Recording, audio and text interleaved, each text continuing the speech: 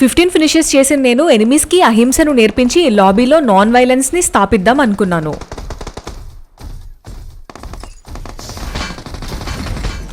ఇద్దరు ఎనిమీస్ కొట్టుకుంటూ కనిపించారు. నేను వెళ్ళి వాళ్ళిద్దరిని చంపేశాను. ఇక వాళ్ళు ఫైట్ చేసుకోరు, అంటే వైలెన్స్ అనేదే ఉండదు. ఇదే నా పాలసీ.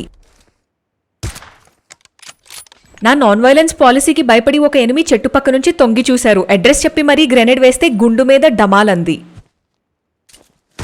అతని టీమ్మేట్ సైలెంట్గా ఉంటే రివైవ్ ఇస్తున్నారు అనుకుని పుష్ చేసేసా.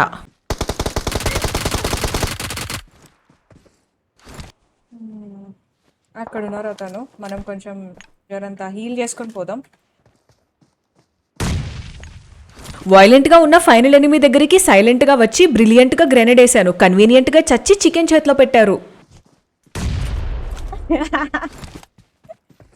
Luffy boy, क्या मर गए. Let's go guys, GG in the chat.